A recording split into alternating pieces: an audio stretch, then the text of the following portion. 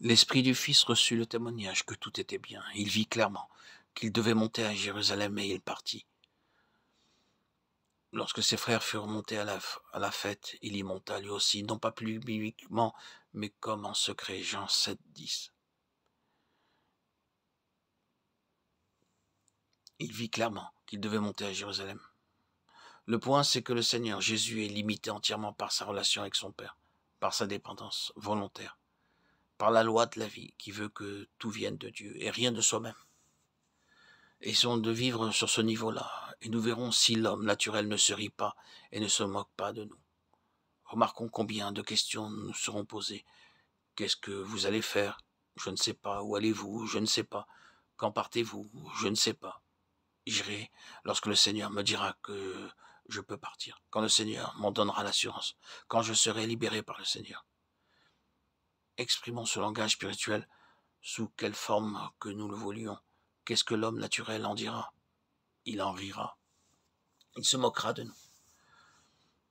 Ce n'est pas vraiment et seulement vrai de l'extérieur, mais nous trouverons cette même réaction en nous-mêmes.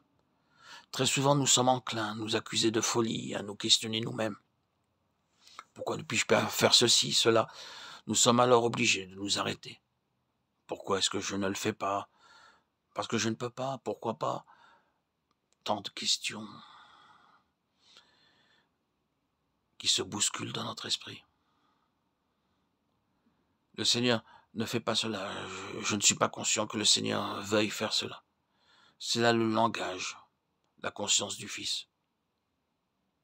C'est le chemin de la vie. Rechercher la volonté, et uniquement la volonté de Dieu. Ishmaël, par contre, se moque d'Isaac, comme la vie naturelle se rit de la vie spirituelle. Ishmaël essaie toujours d'avoir le dessus et de chasser ce qui est de Dieu. C'est l'état de fils qui se manifeste. Naturellement, si nous ne sommes pas un fils, nous ne connaissons pas ces expériences-là. Mais si nous sommes un fils, nous connaîtrons au moins quelque chose de ce dont nous parlons ici. Nous pouvons donc reconnaître aussitôt si nous sommes un fils. Ce langage n'est pas étranger au fils, il est parfaitement intelligible, tout au moins jusqu'à un certain point. L'état de fils se trouve en plénitude dans la personne du Seigneur Jésus, et sa vie tout entière est une indication, une exposition de l'état de fils, de ce qu'il signifie spirituellement.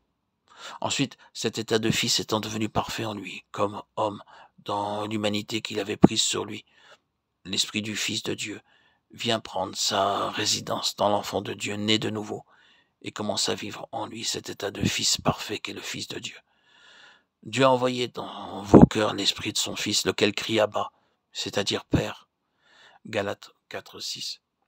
Si l'esprit du Fils gouverne dans notre cœur, il n'y aura jamais la moindre contradiction entre notre conduite, notre attitude et ce qui est écrit dans la parole de Dieu.